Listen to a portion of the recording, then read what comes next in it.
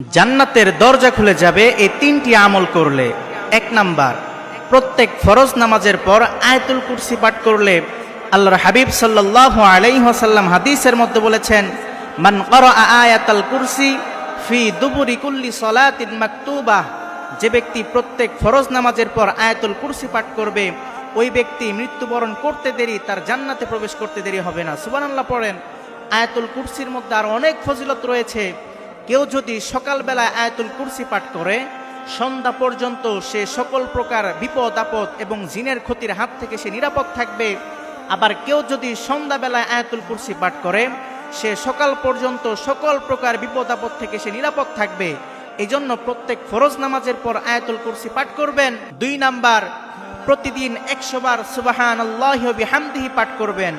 আল্লাহর হাবিব সাল্লাল্লাহু আলাইহি ওয়াসাল্লাম হাদিসের মধ্যে বলেন, এমন 2টি বাক্য রয়েছে যে 2টি বাক্য মুখে উচ্চারণ করা সহজ, কিন্তু তার ওজন মিজানের পাল্লায় অনেক ভারী।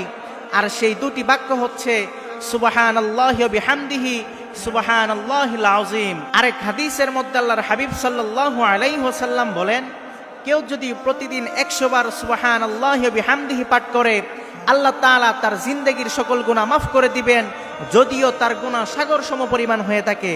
এজন্য প্রতিদিন অন্তত 100 বার সুবহানাল্লাহি ওয়া বিহামদিহি পাঠ করবেন। সুবহানাল্লাহি ওয়া বিহামদিহির অনেক ফজিলত রয়েছে।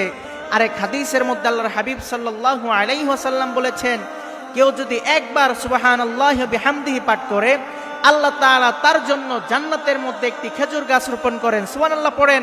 এজন্য প্রতিদিন 100 বার সুবহানাল্লাহি ওয়া বিহামদিহি পাঠ করবেন। 3 নাম্বার, মানুষকে ক্ষমা করে দিবেন। কখনো মনের মধ্যে রাগ, ক্ষোভ, হিংসা পুষে রাখবেন না। এইগুলো আপনার ভিতরটাকে, আপনার অন্তরটাকে জ্বালিয়ে পুড়িয়ে ছারখার করে দেয়।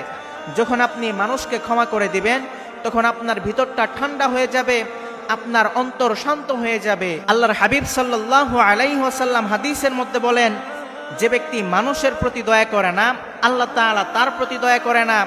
যখন কোনো মুমিন ব্যক্তি তার অপর ভাইয়ের দোষকে মাফ করে দেয়, অপর ভাইয়ের দোষকে গোপন রাখে, আল্লাহ তাআলা কিয়ামতের ময়দানে তার গুনাহগুলোকে মাফ করে দিবেন, তার দোষকে গোপন রাখবেন। এজন্য ক্ষমা করা এটা একটা মহৎ গুণ। ক্ষমা করার মাধ্যমে মানুষ জান্নাত লাভ করে। আল্লাহর হাবিব সাল্লাল্লাহু আলাইহি ওয়াসাল্লাম একদিন মসজিদে নববীর মধ্যে বসে আছেন, সাহাবীরাও নবীজিকে ঘিরে বসে আছেন। নবীজি তখন সাহাবীদেরকে বললেন, ও আমার সাহাবীরা, এই মুহূর্তে যে ব্যক্তি মসজিদে নববীর মধ্যে প্রবেশ করবে সে হলো জান্নাতি মানুষ। সকল সাহাবীরা অবাক দৃষ্টিতে তাকিয়ে আছে, কে প্রবেশ করে?